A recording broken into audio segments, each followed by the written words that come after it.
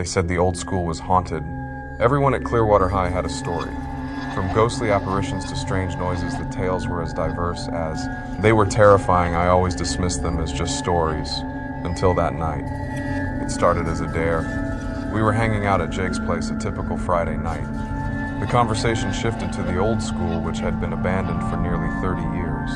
Its decaying structure loomed over the town, a constant reminder of some tragic event that no one seemed to remember clearly. "You wouldn't last a night in there," Jake said, smirking at me. I rolled my eyes. "It's just an old building. What's the big deal?" "The big deal," Emily interjected, "is that it's haunted. People have seen things, heard things." "Exactly," Jake continued. "I bet you couldn't spend the night there alone." I knew it was stupid, but I was 17 and my pride was on the line. "You're on?" I said.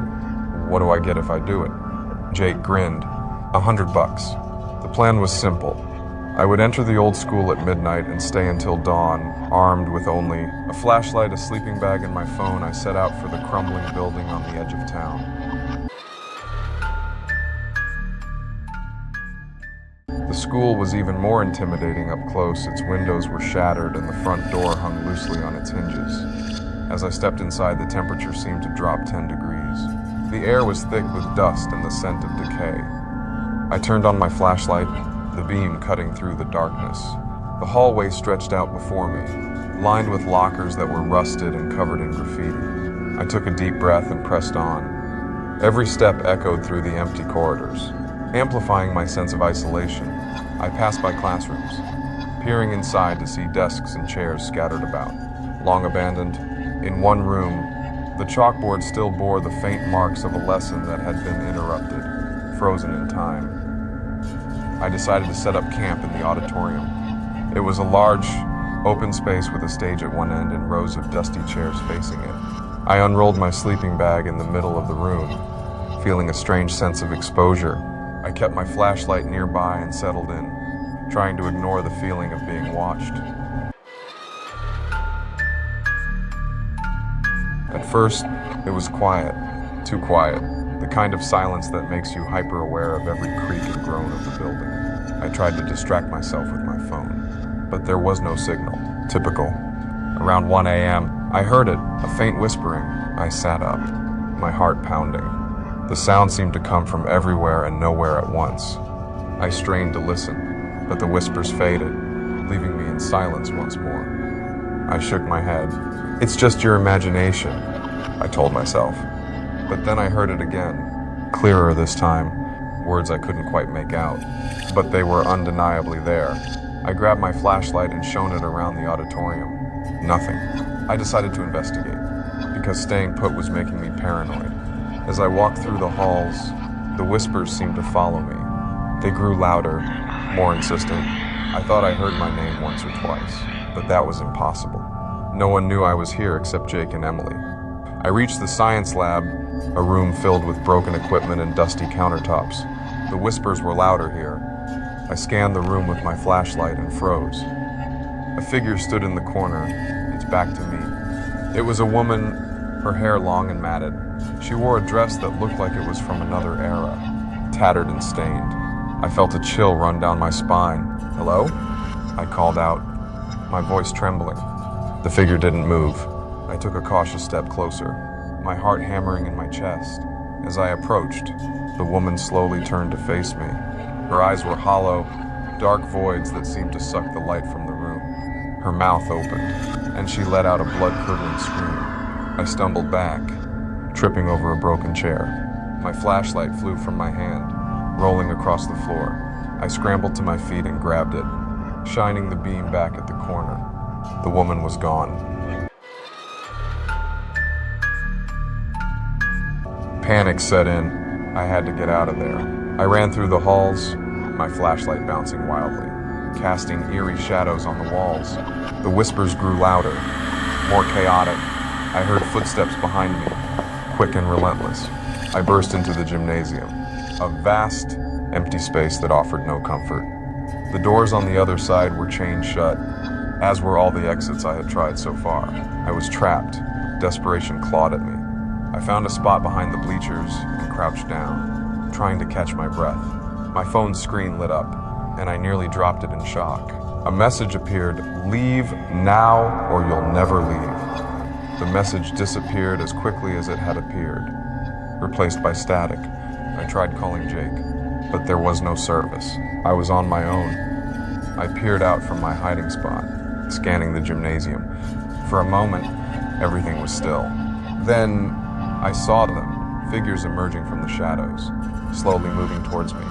There were four of them. Their faces were pale and twisted, eyes filled with malice. I had to move. I darted out from behind the bleachers and ran, heading for the only place I hadn't checked yet, the basement. The stairs to the basement were narrow and steep, each step creaking ominously under my weight. The air grew colder the further I descended, the smell of mildew and rot becoming almost unbearable. I reached the bottom and found myself in a long, dimly lit corridor. Pipes ran along the ceiling, dripping water onto the cracked concrete floor. The whispers were louder here, a constant murmur that seemed to come from the very walls. I moved cautiously, my flashlight revealing old storage rooms filled with forgotten supplies. I was about to turn back when I noticed a door at the end of the hall. It was slightly ajar, a faint light spilling out from within. I approached the door and pushed it open, revealing a small room with a single desk and chair. On the desk was an old journal, its pages yellowed with age. I picked it up, hoping for some clue about what was happening. The journal belonged to a teacher named Miss Thornton. Her entries detailed strange occurrences at the school, students disappearing, odd noises, and sightings of a woman in a tattered dress. The last entry was particularly chilling. October 12, 1985. The whispers are getting louder. I fear something terrible is about to happen. The woman, she's not human. She's a demon, feeding on our fear. If anyone finds this, leave this place. It's too late for me. A loud crash from the hallway snapped me back to reality. I dropped the journal and turned to see the door slowly closing. I rushed to it, but it slammed shut before I could reach it. I was trapped. I pounded on the door, shouting for help, but the only response was the growing intensity of the whispers. They were inside my head now, a cacophony of voices telling me to give up, to accept my fate. I backed away from the door, my flashlight flickering. The light from the room dimmed, casting long shadows that seemed to move on their own. I felt a presence behind me and turned to see the woman from the science lab. She floated towards me, her feet not touching the ground. Her hollow eyes bore into mine, and I felt an overwhelming sense of dread. I stumbled back, tripping over the chair and falling to the floor. She reached out a skeletal hand, her fingers inches from my face. I squeezed my eyes shut, waiting for the end. Then I remembered the journal. Miss Thornton had called her a demon, feeding on fear. I had to fight back. I opened my eyes and stood up, facing the ghostly woman. "You don't scare me," I shouted, though my voice trembled. "You're just a ghost. You can't hurt me." For a moment, nothing happened. Then the woman's face twisted into a snarl. She let out another scream. But this time, I didn't flinch. I held my ground, refusing to give in to the fear. The whispers grew louder, but I focused on the journal's words. "You feed on fear?" I said, "but I'm not afraid." The woman hissed and lunged at me, but as she did, she began to fade. Her form flickered, becoming translucent. I took a step forward, my heart pounding. "I'm not afraid of you," I repeated, with a final, agonized scream. The woman disappeared. The whispers ceased, leaving me in silence.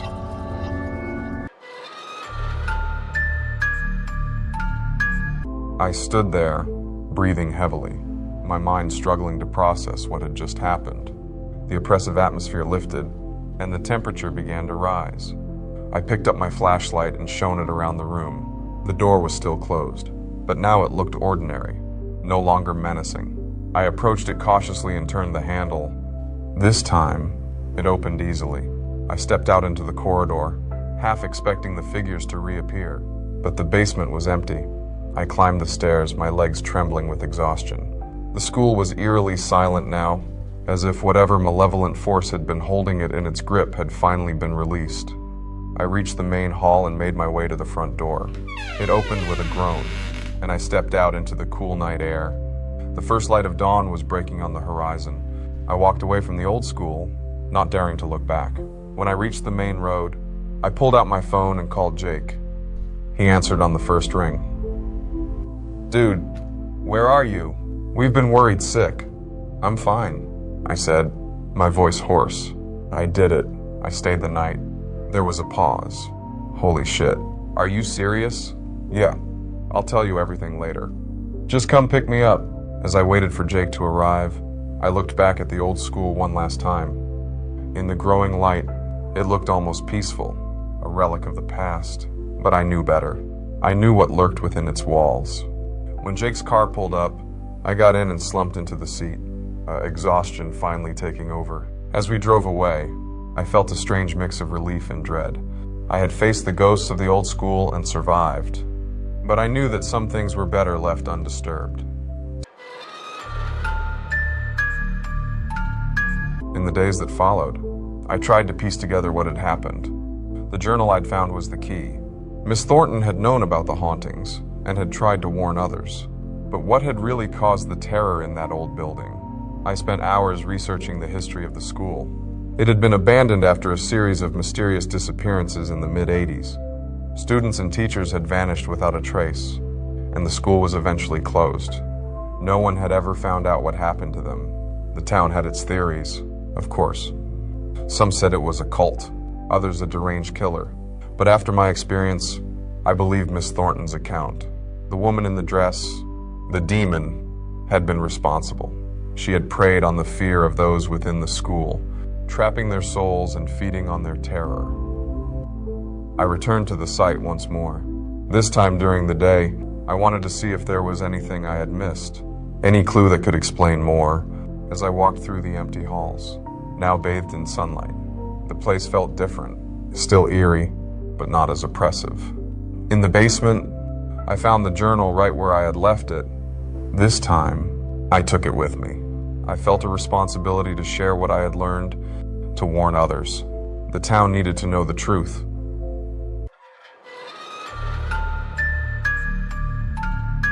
With the journal as my guide, I began to unravel the mystery of the old school. I discovered that Miss Thornton had been the first to notice the strange occurrences. She had documented everything, from the initial whispers to the final, terrifying encounters. Her last entries hinted at a dark ritual, something that had gone terribly wrong.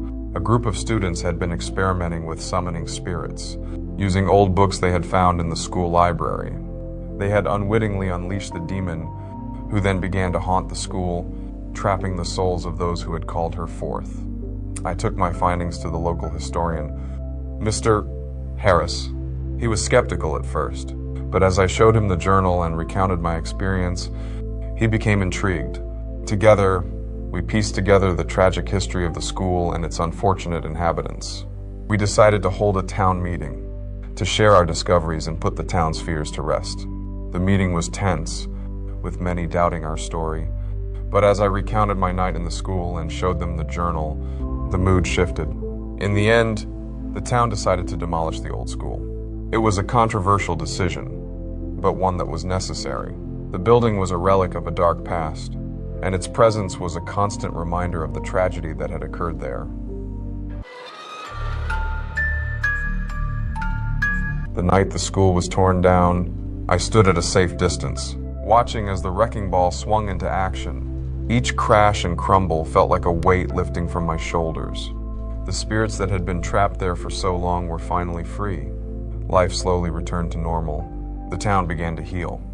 And the stories of the haunted school became just that, stories. But I knew the truth. I had faced the darkness and lived to tell the tale.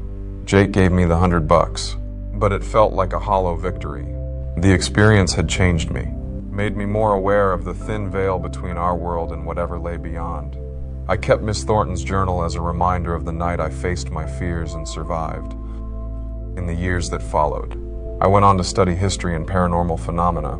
I traveled to other haunted sites, documenting my experiences and helping to uncover the truths behind the legends. The old school had been my initiation, a trial by fire that had set me on a path I never could have imagined. But no matter where my travels took me, I always remembered that night, the night I dared to face the ghosts of the old school and emerged forever changed.